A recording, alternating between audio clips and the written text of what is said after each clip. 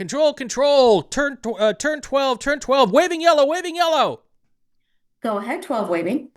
I've got two cars. Two cars. They made contact and one's in the wall and we need some help.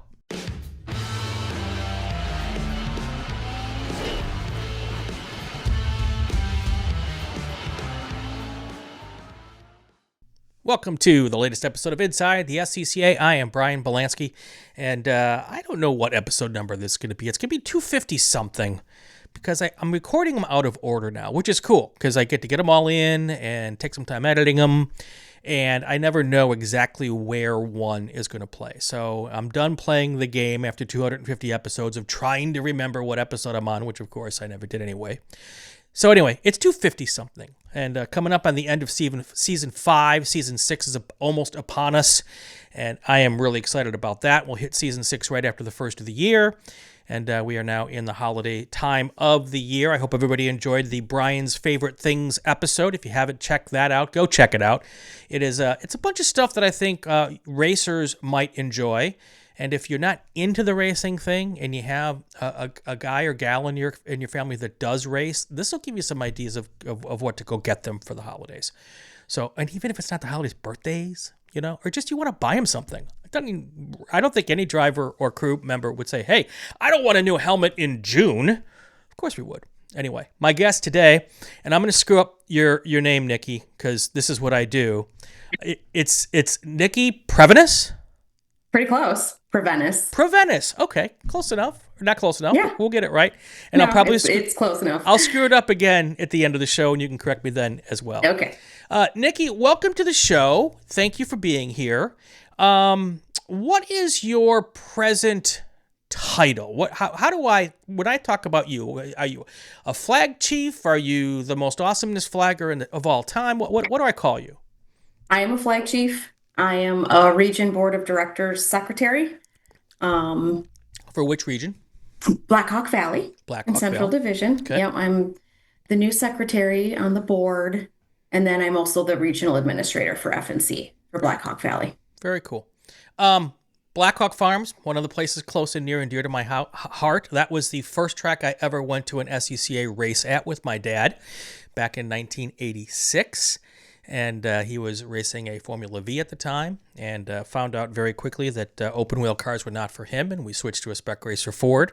Although back then it wasn't a Spec Racer Ford, it was called a Sports Renault. That's how old I am. But yeah, love Black Hawk Farms, of course, love Road America, and it's you're in a good place in the world. We loved living in your area. I did. I grew up there. And within about a 12-hour drive of where you are like 87 racetracks. So many fun places to play. Before we get into the discussion here, and for folks who are wondering, who haven't read the title, we're going to learn a little bit about how to be a good communicator today.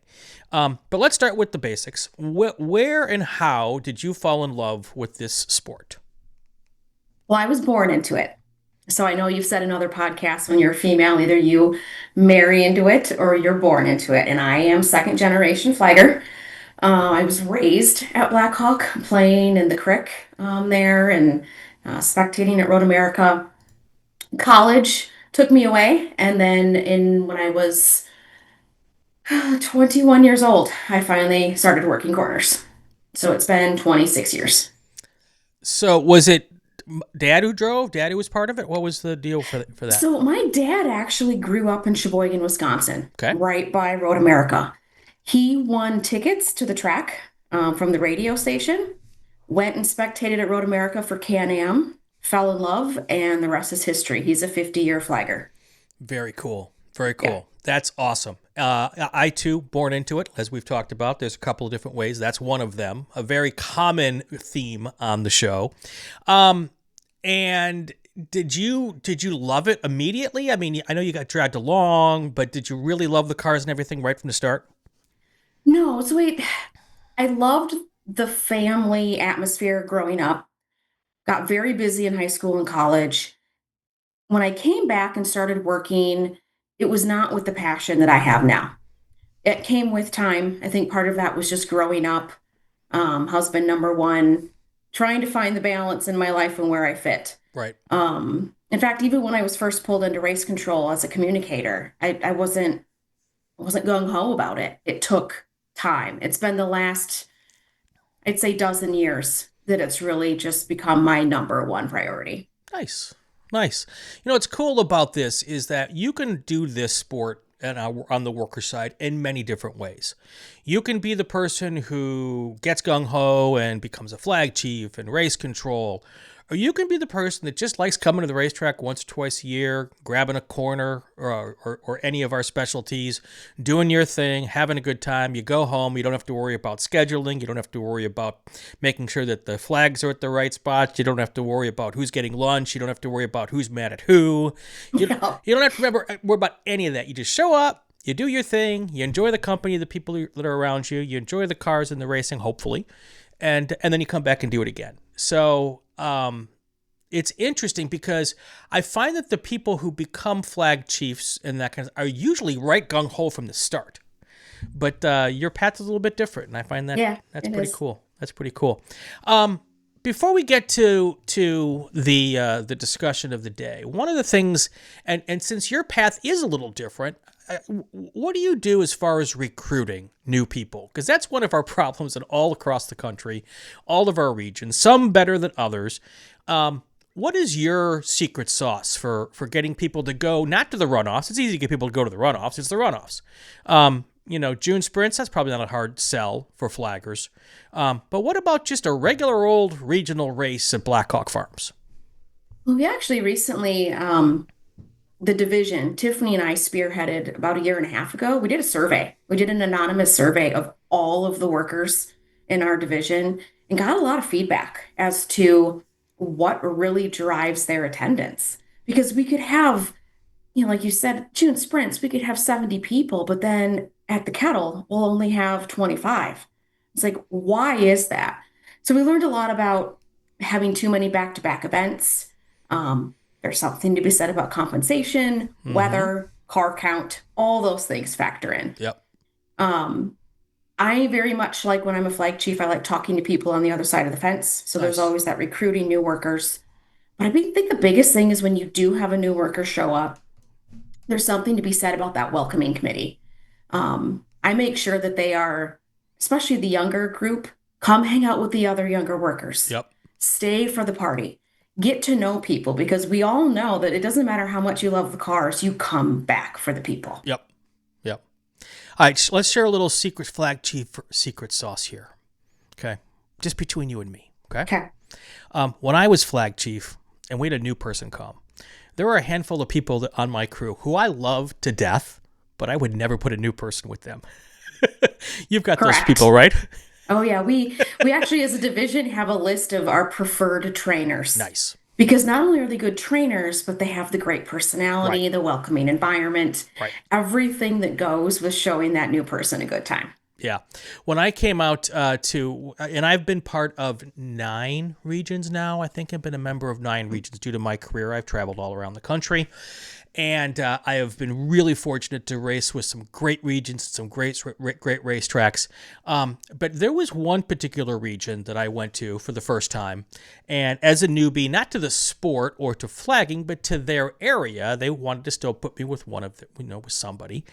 And they put me with somebody who, if I was a first-time flagger, I would never want to do this job again. They were not fun to be around. They were grumpy. It was just like this was the person who probably needed to be with their one person who they know how to get along with, and that should be their corner. So I always ask people when I talk to them, do you have those people? And please make sure you put your new people with those people. Yeah. So, because you've got one chance to hook them, right? Absolutely. One day. Yeah. I mean, there's times where they've signed up for both days, and if they don't have a good time, they're not coming back for day 2, let alone another weekend. Right. Especially if the weather's bad. Yeah. The ones that survive that cold, rainy weekend and come back again, bless their hearts, they're hooked. Yeah. They're not going anywhere. No question. All right, let's get to why we're here today. So I had Tiffany on a couple of weeks ago, and we just kind of did a whole thing on how to do the runoffs and how to prepare for a huge event like that. And while I had her, I said, "Oh, let's do 2 episodes." And we recorded a second episode, how to blue flag, and that hasn't aired yet. It's probably going to air. Well, it will either have just aired or it will air after this one. See, I'm very indecisive today. I think it'll air after this one because I think learning how to communicate is more important than learning how to blue flag. So we'll probably do this one first, but they're going to air very close to each other. The reason I say it's more important because, one, everybody wants to get on the radios, right? That's like you have a scanner, and then you want to learn to talk, and so I think that's more fun for a lot of folks, which is why I think I want to roll this one out first.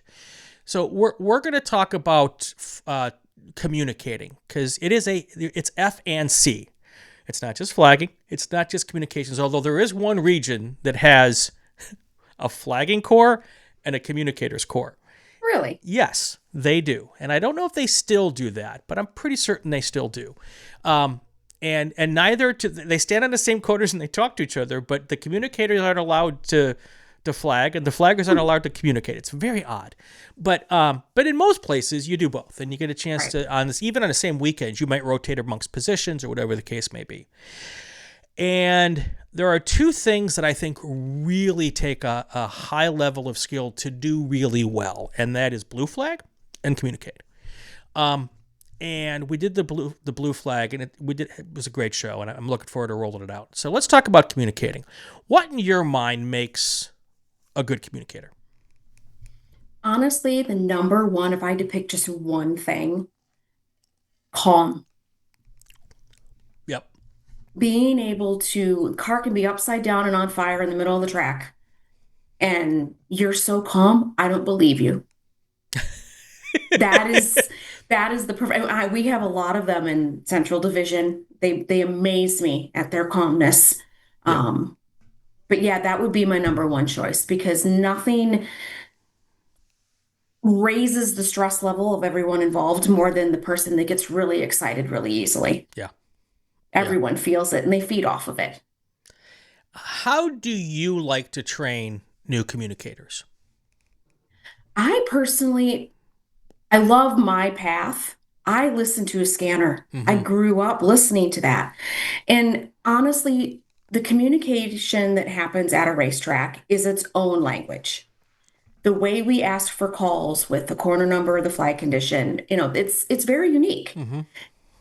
You don't learn a foreign language by just diving in and doing it. You listen first. So to have people listen to the lingo, hear it done, and then this takes the bodies. We have to have a good worker count to do this. Right. But to have someone that's on the scanner backing them up when they're making the calls. Right. It should be a partnership. No, it's tough because we all have those weekends where you have a new worker show up, you look at your numbers, and you're like, well, shoot, this person's not going to get the attention I want them to have. Right. And they just kind of get thrown to the wolves. But ideally, if you can have someone that's really pairing with them, helping them make the calls, coaching them through the right way to do it, that is ideally how I want them trained. Right. Right. And what I learned, because I've worked all over the country, not only is it a foreign language, it has some dialects. Absolutely. The way we do it out here in California is not the way I grew up listening to it on the East Coast. Neither one is wrong.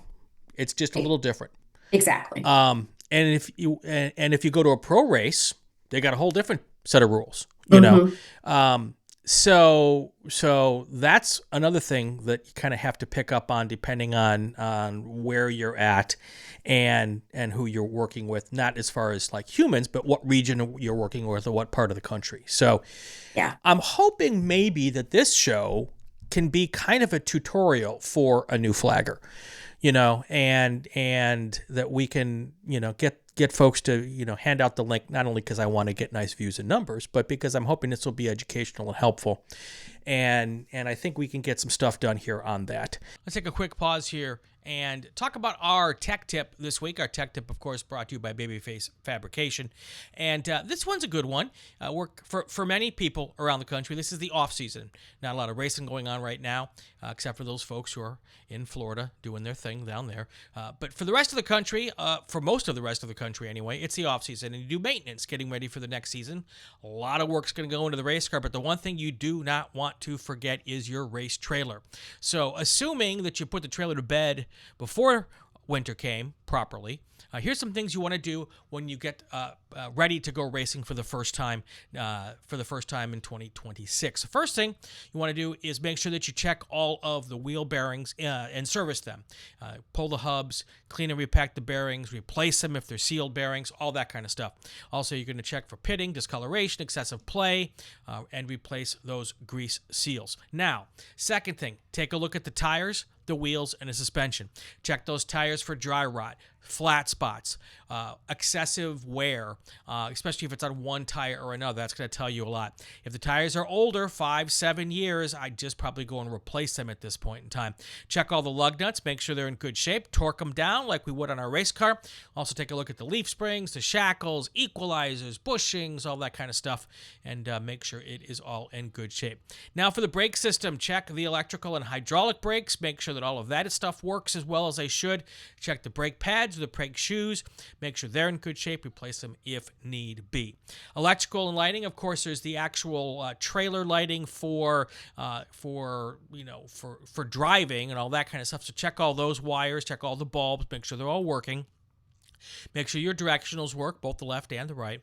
And then also all of the lighting on the inside of the trailer and around the outside, the running lights, the inside dome lights, so that when you're at the racetrack, you can work inside the trailer on the overnights, or maybe it might be, hopefully it's not on the overnights, but it could be after dark, doing some late night work at the racetrack. So make sure all of that stuff is in good shape. And then lastly, you want to take a look at the doors, all the hinges, all the locks, make sure nobody can get in, lubricate the door hinges and the locks on there. Also the ramps, check to see how those work, whether it's one of the door ramps, the rear door ramps.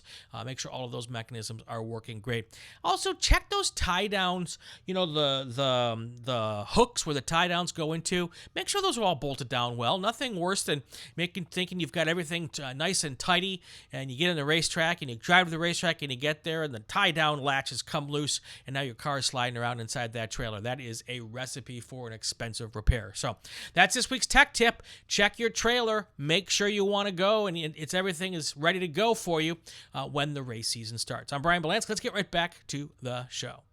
So the other problem I find, and depending on where you go, some tracks have landlines and don't have radios.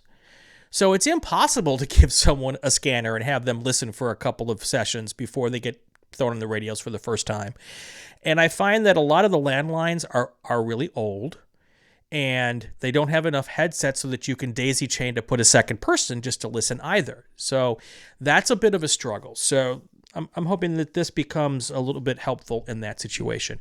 And for those who don't know the difference, by the way, just in case someone stumbles upon us and isn't familiar how we do things, we have two types of systems that we do our communicating at the racetracks on.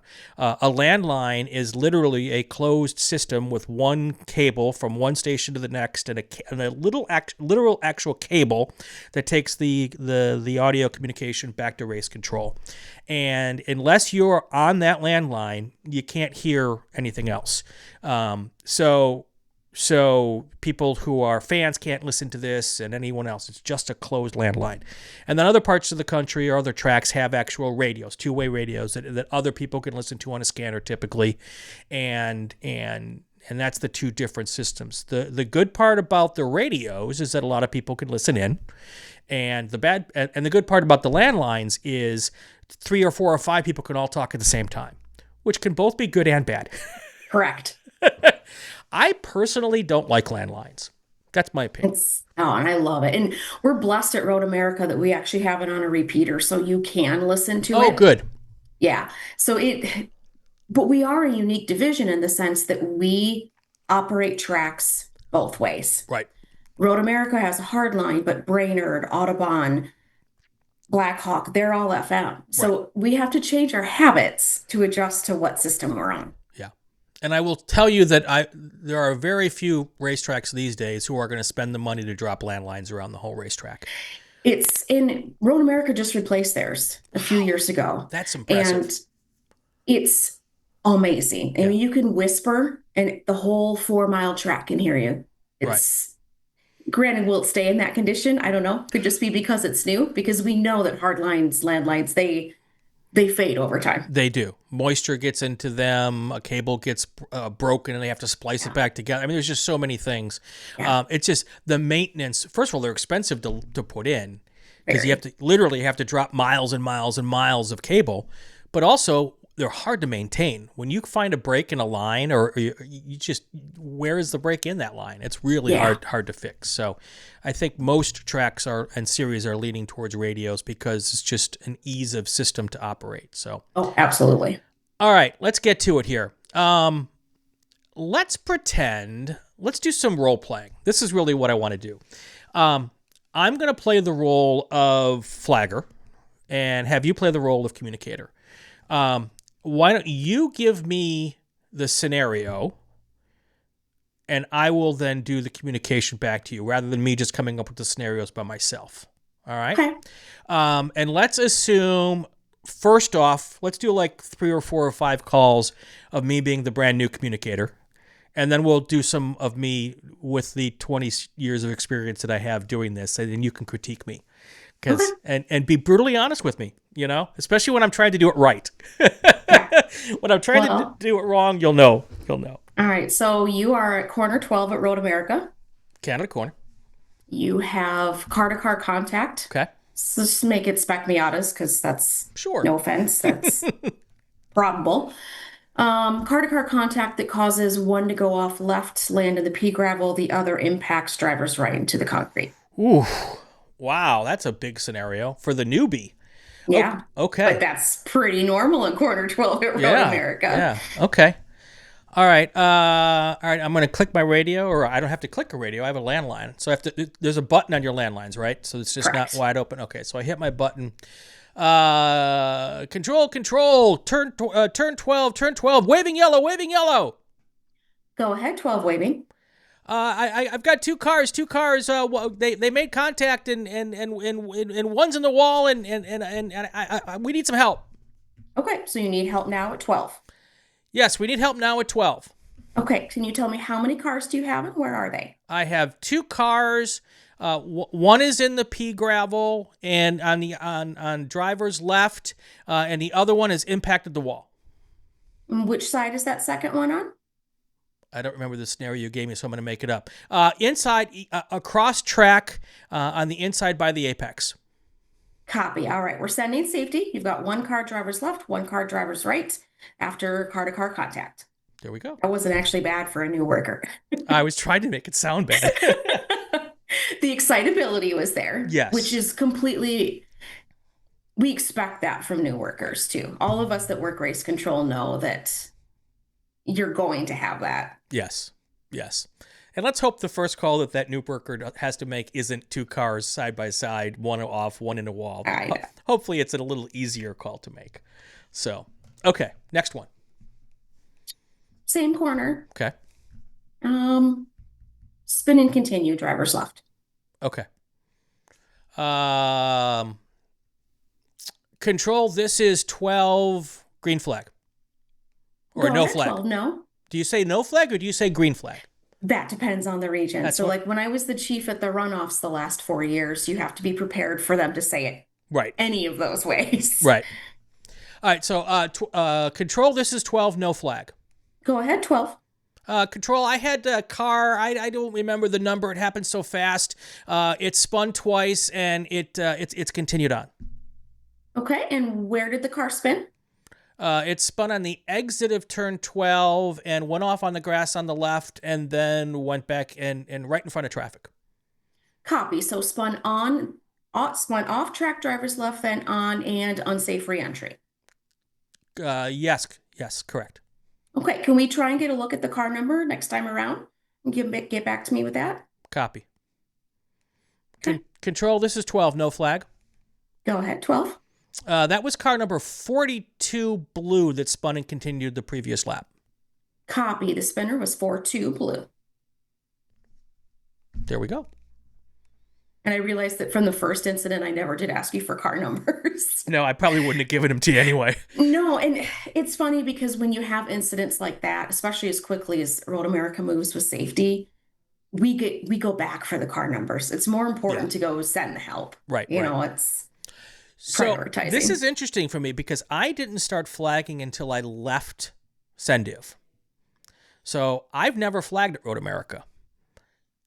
Interesting. We need to get you on a corner. I know. We'll get that done hopefully this year. Okay. Where is the turn 12 flag station? So they've moved it. Okay. In the past 10 years, it has actually relocated. It was for the longest time driver's right at the inside of the apex. Right. It is now driver's left. Okay. Before the gravel. Driver's left before the gravel. Where's the So is there 2 flag stations? Is there a 12A, 12B? So the flagger's now on the left side of the track also. Flagger's on the left along with the communicator. And there's a lot of mixed opinions about that. Yeah, well, that's why I was asking. Because I would think that that would be better to have the flagger at the apex, just as a driver also. Absolutely. You're not looking over there. No, you're not looking there at all. You train yourself to learn that it's there, hopefully. And I think, and I know some of them have. I mean, because I know a lot of drivers, and I even know some drivers that are also flaggers. Right. And of course, they're going to know it's there. Right. But I feel bad for those that, they show up for the runoffs. They've never driven that track. Yeah. Some of those flag stations aren't necessarily in your line of sight. Yeah.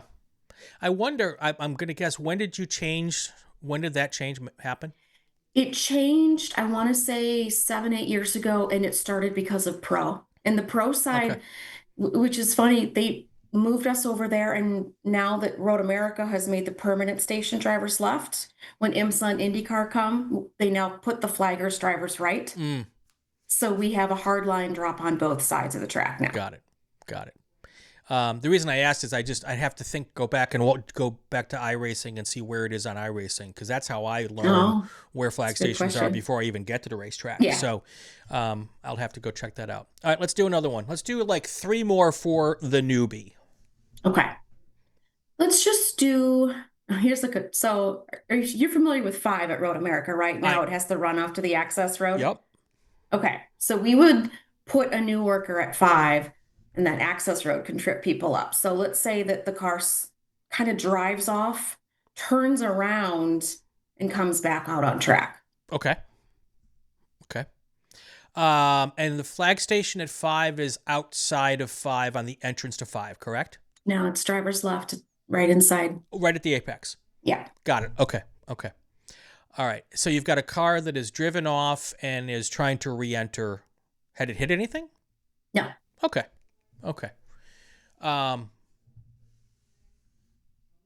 Has it entered already, or is it still out there waiting to go back on track? So let's go with waiting. Okay. Control. This is 5. Waving yellow. Go ahead. 5 waving. We've got a car that has gone off on the outside of turn 5 by the access road, and it has spun itself around, and it's waiting to re-enter. Copy. So you have a car stopped facing counter, waiting to continue? Correct. Car is red 4-2. Copy. 4-2 red. You are waving for him. Let me know when he continues. Control. This is 5. No flag. Go ahead. 5. No. Car number 42 has continued on and is no longer. We are now clear track. Copy. 4-2 has continued. You are clear. That's probably way too calm for a new person. Maybe. Some are naturals. Yeah. It amazes me. Some people get on the radio and you would think they've been doing it their whole lives. Yep. So cool. All right, let's do 2 more here, and then we'll get to some. I'll try to do it the right way.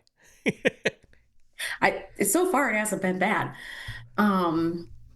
It's hard when you've done it so much to do it really poorly. Oh yeah, it's rote memory. Yeah. You go right back into how you're supposed to say it. All right, let's get another one.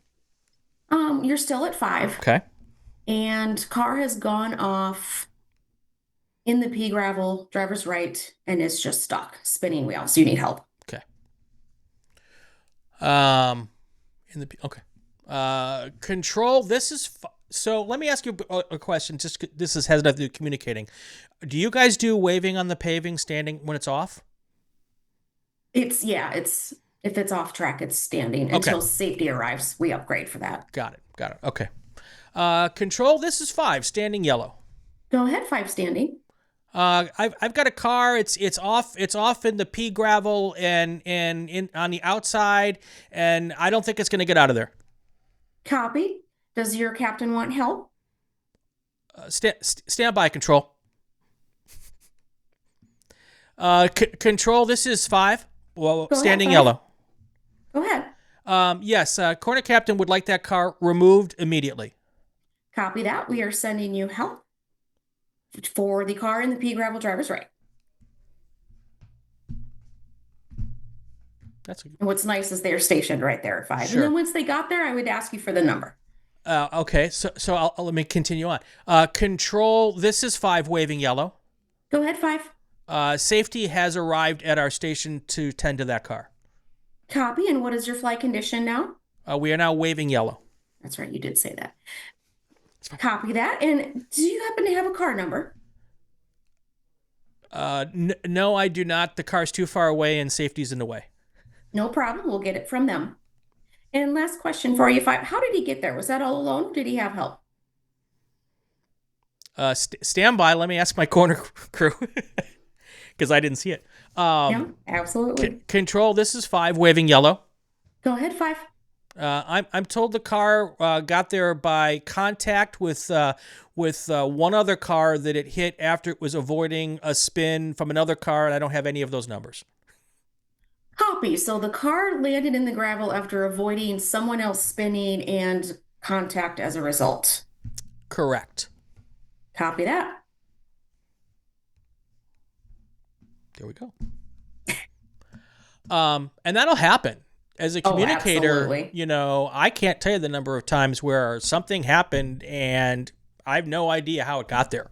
Yeah. You're looking at the other way, you're paying attention to your yellow flagger, you're listening to another call on the radio, and you can't have, as much as we would love to have, eyes in all parts of our body looking in all directions, you just don't always see everything. So, no. And the other thing too, if you're new, you're going to be hopefully writing this all down. I mean, if you're not working pro like IMSA or IndyCar, we don't need live calls. You can wait for the situation to, figure it out. Is the car going to continue or not? You can have that help from your fellow flaggers of what's the car number? How did he get there? Write it all down and then read it in the right order. I don't know about you, Brian, but in all the regions you've done, do you have we have what we call a circle sheet where it's the actual order of how we want the call? No. So there's a box to write down the car number. Right. And then there's a list. You can do spun, slid, drove, off, on, left or right. Nice. And so it's a really good training tool. So if you circle all those boxes and then you read it in that order, it's exactly how the log is up in race control and it all matches. Nice. Yeah, I know I've seen that on a corner in some region somewhere. And I'm sure everyone has their own version, but it's just really nice to have that cheat sheet of what are the key details I need to give? Right. What did they do? Where did they do it? How did they get there? Yeah. What was your flight condition? And if you've got that cheat sheet, it's a lot easier to learn and get in the habit of everything you need to include in those calls. Right. I always think though that cheat sheet's usually the corner captain who's using that. Maybe I should. Interesting. We make sure that because we give every region usually has some kind of bag or packet, right? Right. Ours includes the metal box that is filled with those circle sheets and the write-ups. So you pull it out, and whoever's communicating should be holding on to that box. Cool. For note-taking, the circle sheet, whatever they need. Nice. Very cool. All right, let's do one more for the newbie, and then let's see if I can improve a little bit and do them a little better. So, Okay. Well, since I know you flagged a Blackhawk, let's go yep, to Blackhawk. okay, Turn one. yep. Um, how come it's hard to think of examples? Let's make it multiple cars again. Let's make it two cars contact off left. Okay, and where is the flag station on turn one again?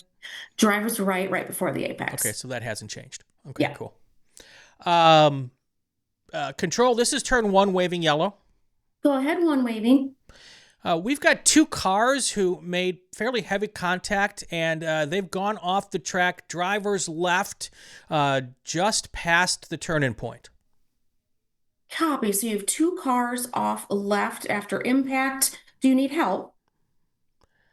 Yes, we have just slight track blockage. We need to get at least one of those cars moved right away. Okay, so are they actually off the track, driver's left, or still on track? One is completely off the track. One has their rear tires on the track. Copy that. All right, we will send you safety. You've got partial track blockage from two cars that are stopped. Correct. Okay. Okay. There you go. All right. Yeah, so I tried to be bad. It's hard. Yeah, it is. You've been doing it for so long. It is. And you kind of forget just that there's a whole bunch of things that go into this when you're new. You forget how the adrenaline feels when something happens for the first time. Oh, for sure. You forget that maybe you're just looking around at the cars and not paying as much attention right away because it's all new to you and all these new things are happening. So all of those things are playing into it. And I think also over time you learn how to snap to it when something happens. Mm-hmm. Whereas I can be, joking and having fun and kind of looking lackadaisical while I'm doing the job. And there's that sixth sense that pops in when it's go time. Oh, and yeah. You hear it happening before you see it. Absolutely. Absolutely. And the one thing that I think you learn most is that to take a breath before you start going, because as you said, SCCA, for the most part, I don't know any region that does real-time calls.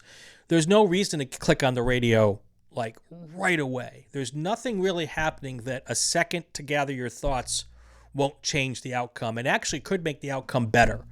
Right. Because if you can gather your thoughts quickly and say it right the first time, especially if it's the big one, you might get the equipment and the help you need faster because you were on it quicker the first time out, and you didn't have to have race control pull the information out of you because you've just given some word salad to race control. So don't ask me how I know.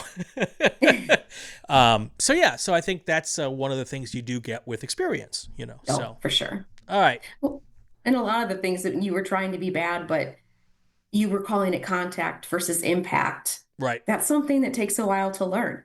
Remembering to include your flag condition in the first soundbite is something that's hard for people to learn. So it's hard to unlearn those things because it's been so beat into you. Yeah. And like that last one, I gave you the location of the cars right off the bat, and that's not something you learn to do the first time out. Usually that's something that you have to extract from the flagger when they're new. So, all right, let's do a couple of more, and I will try to do it right from the get-go here and see if there's any improvement here. So, okay. Turn one, Blackhawk. Mm-hmm. Two cars, but they were both just spins and continues. One spun, the other spun in reaction. Got it. Control, this is turn one, no flag. Go ahead, one, no. We had two cars. One spun coming into turn one, and a second car spun trying to avoid the first car. Neither of them contacted each other. No damage to either car. Both have continued. Copy. And what were the car numbers and your flight condition, please? Well, we were briefly waving yellow, and we are now no flag. The first car that spun was 4-7 yellow. And the second car that spun to avoid was white 62. Copy. So 4-7 yellow spun, 6-2 yellow spun to avoid. Both continued. You were waving, and now no. Correct. Copy. There you go. There you go. So let's do an alert. Let's do it. Let's do an turn alert. 11 at Road America. Turn 11 at Road America. There's never alerts there. Never. Okay. Why don't I come up with this one so that you don't know Please what do. you're getting, I prefer that. and you can react as you would, and I will throw one at you. Okay? Sounds good. All right. So this is a whole bunch of Formula cars. Here we go. Works for me. All right. Control 11. Alert, alert, alert. Go ahead, 11. We have an alert at 11. We have 100% track blockage at turn 11. Please stop this session now. Copy, copy. All right, full course yellow, all corners double yellow. We have an alert at 11 with 100% track blockage. Again, we are full course yellow. Turn 11. What is your flight condition? Control 11. We are waving yellow. Copy. Any idea how many cars you have? Control, this is 11, waving yellow. It looks like we've got 6 cars. We have 3 cars, mostly drivers left. We have 2 cars, mostly drivers right. And we have 1 car right in the middle of the racetrack. Copy that. All right. You have safety on the way. Heads up, Alpha and 5. Your safeties will be leaving as well. 11. Talk to your colleagues and see if you can get a story as to how this all happened, please. I'll come back to you. So that's how that would normally go down. The stewards, when there's an alert at 11, stewards are so quick to pull the trigger to shut something down. Yeah. Because it happens, unfortunately, too often. It does, but when it happens, it's always big. And everyone who's been there knows that it's not hard to block a lot of the racetrack very quickly, and it's such a high-speed section of racetrack. So it's almost more appropriate to try and alert somewhere else because you almost expect them in 11.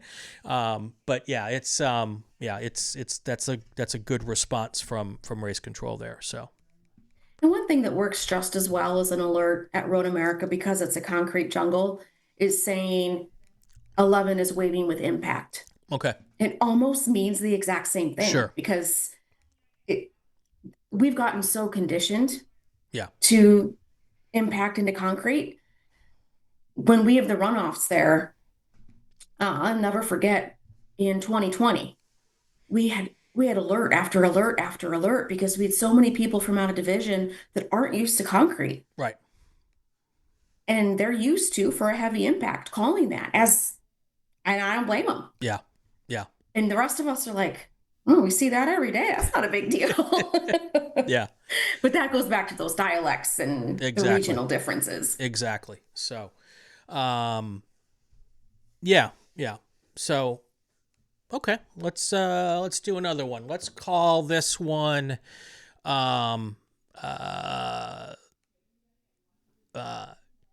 okay, I'm ready. Here we go. Yeah. Control, this is turn 5, waving yellow. Go ahead, 5 on waving.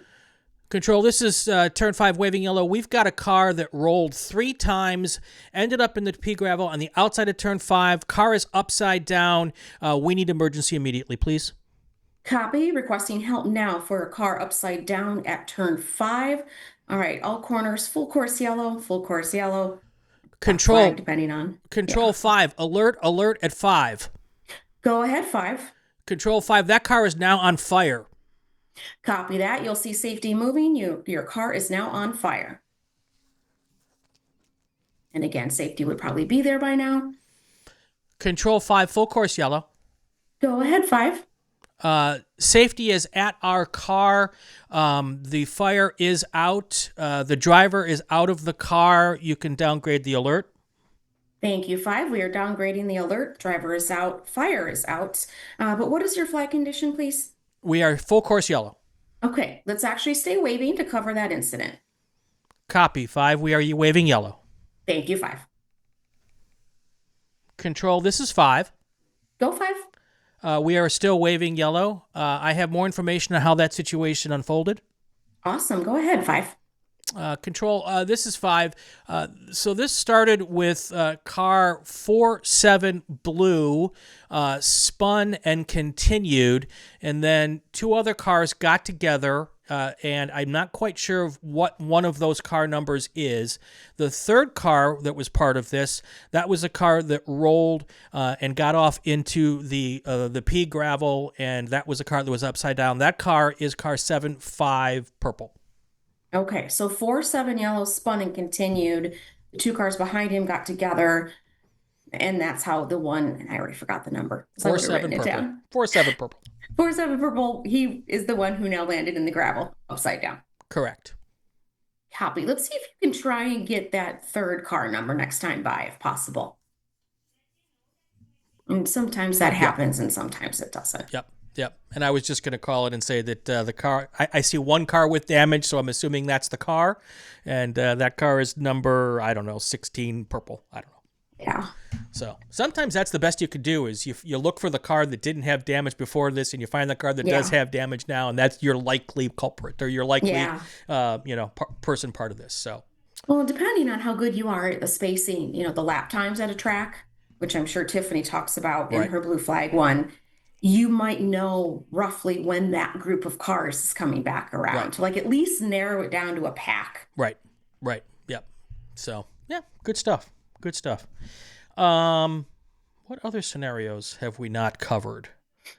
Got an alert. We got a full course yellow. Oh, wow. I've got another one for you. Okay. Control. This is 5 debris. Go ahead, 5 debris. Control, this is 5. We're showing a debris flag for car 67 red. Its motor went kaplooey, and we have oil everywhere up the hill from 5 towards 6. You might want to check with 6 because I'm guessing oil is past 6 also. Copy. You are surface for oil. Is it inline or offline? Control 5, alert. Go ahead, 5, alert. Control 5, we've got 4 cars off in the pea gravel at 5. They've spun in that oil. Oh, wait, Control, there's another car. 6 cars off at 5. Black flag all corners, black flag. And I do that, you guys, so anyone listening, you will be interrupted at Road America when you're on a hard line and something like that is happening. Yep. Perfect. Yeah, I've had that exact scenario more times than I care to admit to. Just a sleepy oil down and then total chaos. Oh, yeah. And that can happen with rain. Yep. And because that's one thing at Road America, those bigger tracks, I mean, that's going to happen at Road Atlanta. We had it happen at VIR where it's raining at one half of the track and not the other. Yep. Which always takes drivers by surprise. The other call that we get that is a really important one is, let's say we've gone full course yellow for that incident at 5 or 11. Now you have a pass under yellow. Yep. That is a very important call to make. And that is one that takes teamwork. You got to check with your colleagues, make sure you got the car numbers right, because that's someone's lap time or finish or someone's going to get in trouble. Yep. So. Yeah, no question. I think we've covered most. I mean, first of all, there's no way to cover every scenario. No. And when you think you've seen it all, something new will happen. Mm-hmm. But I think that's kind of the basic stuff. It is. We did spin and continues. We did a couple of alerts. We did a debris oil down. I think we've got your basic, we'll ask for quick spots on cars. Yep. Can I get a quick spot on this car? You'll have call throughs for black flags.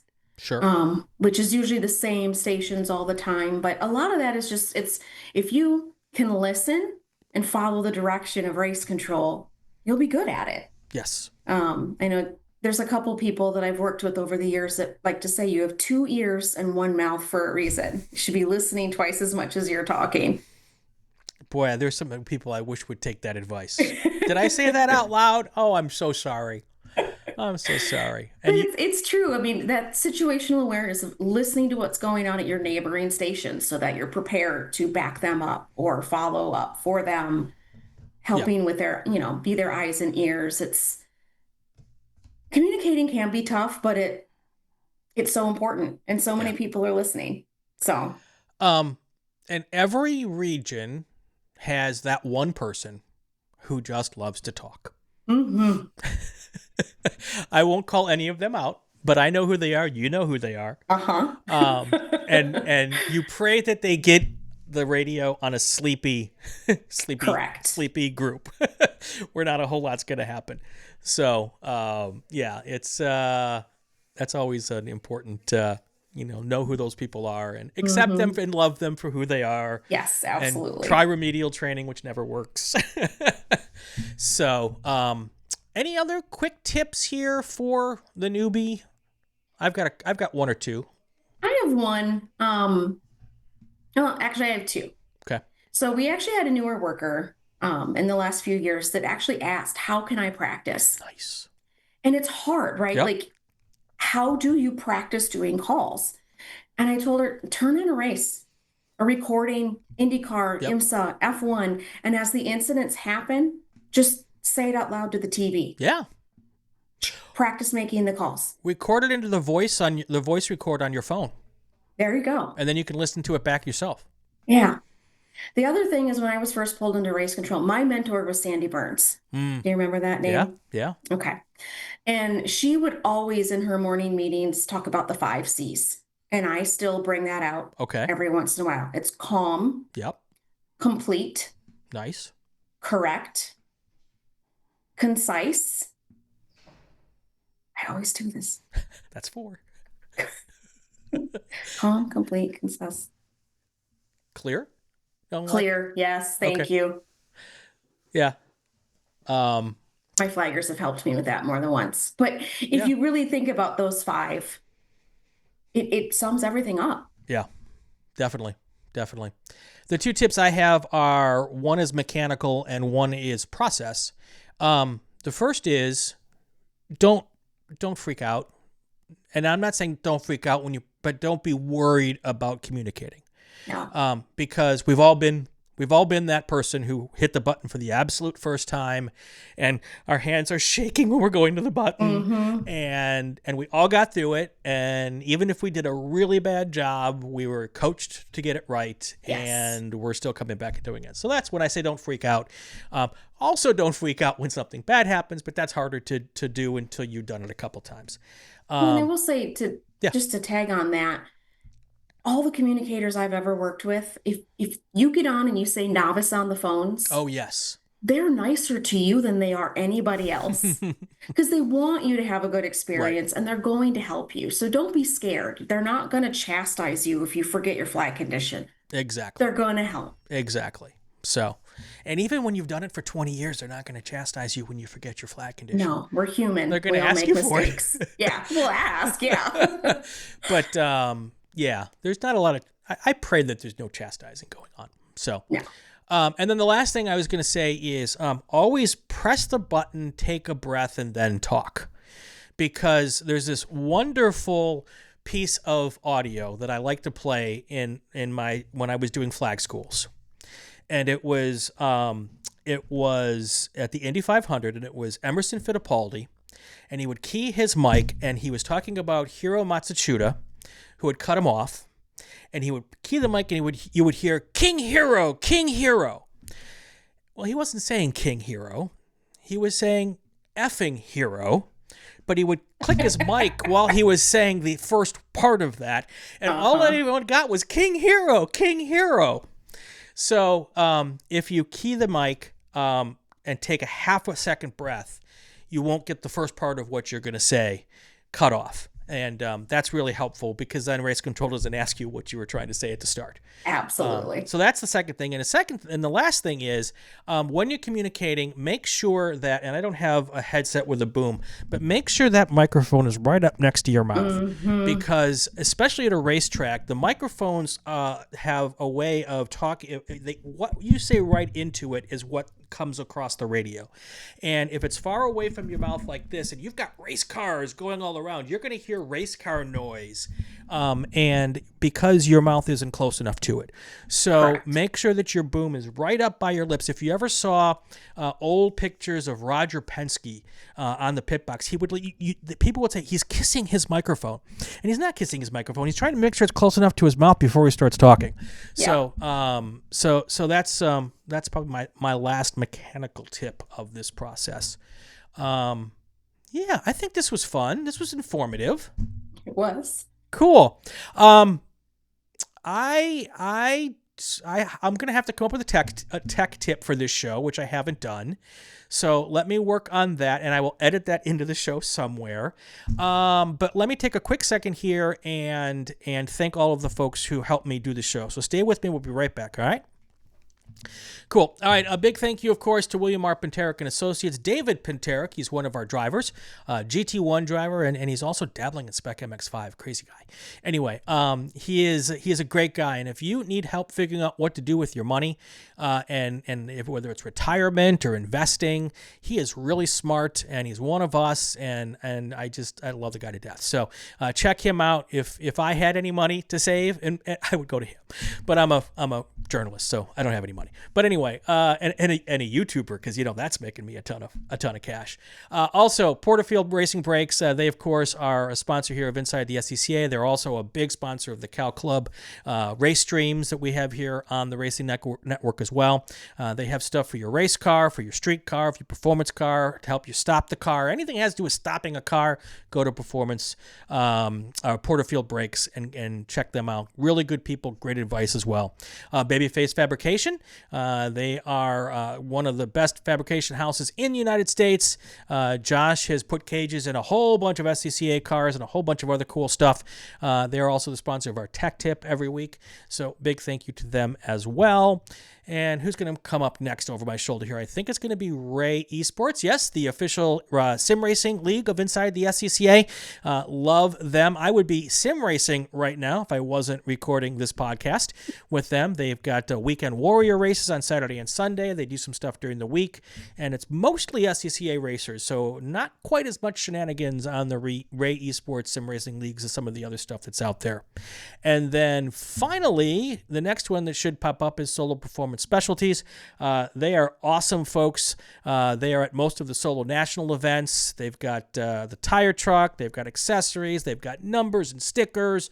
My shoes that I use, I got from them. My helmet I got from them. Just really good folks. SCCA members, longtime competitors. So check them out. All of the folks who helped me do this, all of their information is in the show notes. So stop there, click there, and if you talk to them, tell them I sent you. That would be very, very cool. All right. So we are back here and wrapping up our show here. Nikki, thank you so much. This has been fun. You're very welcome. It has been fun. If someone wants to come and flag in your region, how do they get in touch with you? What's the best way to go about it? Oh, find me. You can find me if you go to my SCCA and then go to the region, you'll find my contact information there as a board member. You'll also find me. I'm on Facebook, LinkedIn, Instagram. There's not a lot of Nikki Prevenases in the world, so it's pretty easy to find me. But we would love to have you. We're always wanting to keep growing our numbers and our flag count. Yeah.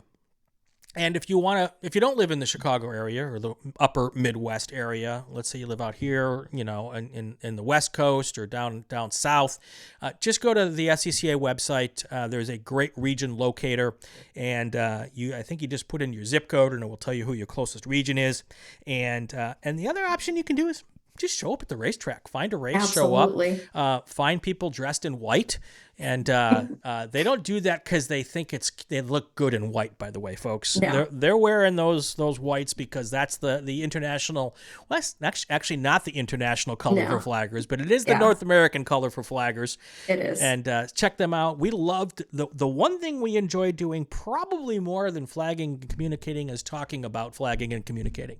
So find one of them. They'll be happy to pull you in and get you connected with the right people, and because we never have enough volunteers, so it's always good to do that. So all right, well, guess what, we're done. Cool. Thank you. And I could talk about this all day. Like you said, flaggers like to talk about flagging. We do. So thanks a bunch. I appreciate you taking a little bit of time on your weekend to chat with us. Absolutely. Thanks for having me, Brian. And whether it's the June sprints or the runoffs next year, I am going to find time to spend half a day back on a corner. I haven't been on a corner since I started broadcasting it's been probably 6 years. Okay. 6 or 7 years since I've been on a corner. Tiffany and I are going to hold you to this. You said it on the air. I did. It's a deal. All right.